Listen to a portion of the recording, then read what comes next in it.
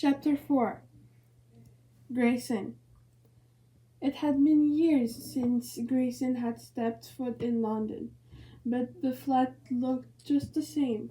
Same historical facade, same modern interior, same twin terraces, same exquisite view, same four brothers sticking in that view.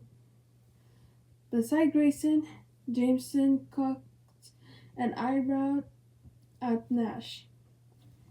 What's the situation, cowboy? Grayson had been wondering the same thing. Nash almost never used his yearly 911. This. Their oldest brother plunked a velvet box down on the glass top table. A ring box. Grayson found himself suddenly unable to blink as Nash flipped it open to reveal a remarkable piece. A black opal wrapped in intricate diamond leaves and set in platinum. The flecks of color in the gemstone were electric, the workmanship without peer. Nan gave it to me, Nash said. It was our grandmother's. Nash was the only one of them with memories of Alice Hawthorne, who died before the rest of the Hawthorne brothers were even born. It wasn't her wedding or engagement ring, Nash drawled, but Nan thought it would suit Lib.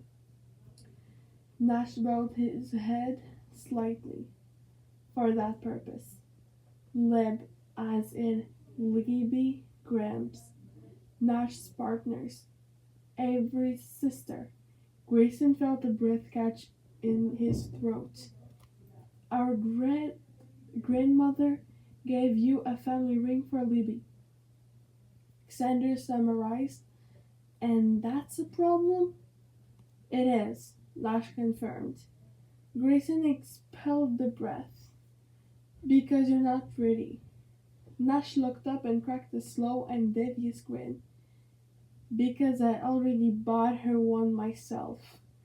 He plunked a second ring box down on the table.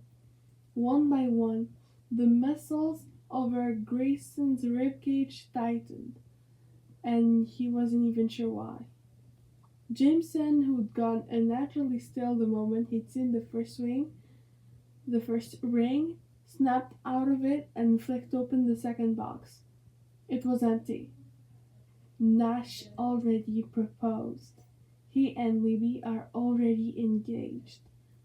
The realization hit Grayson with startling force. Everything is changing. That was a useless thought, obvious and overdue. Their grandfather was dead. They'd all been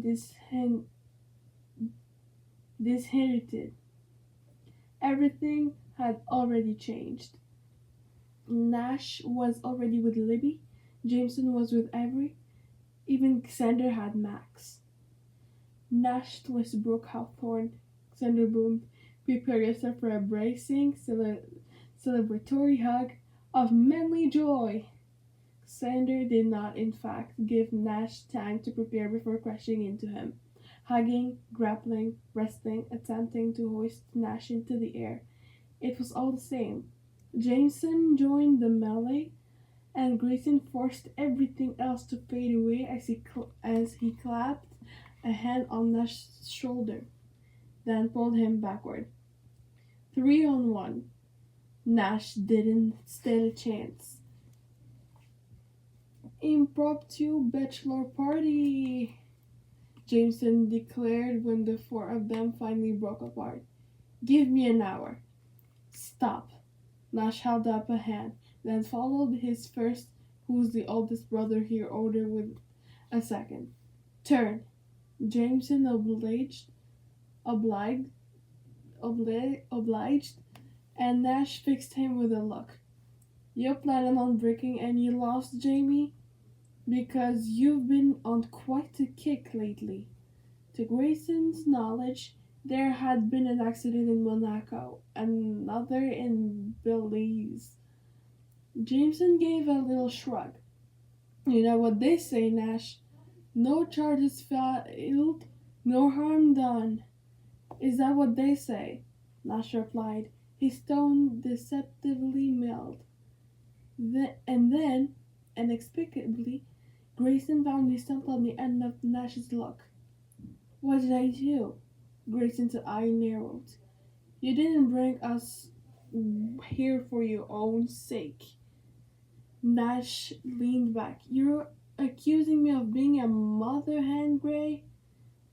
Them's fighting words, Sanders said happily, altogether too pleased at the prospect. Nash cast one last look at Grayson, then turned back to Jameson. Impromptu bachelor party, he agreed. But Grayson will help you plan. And treehouse rules. What happened in the treehouse stayed in the treehouse.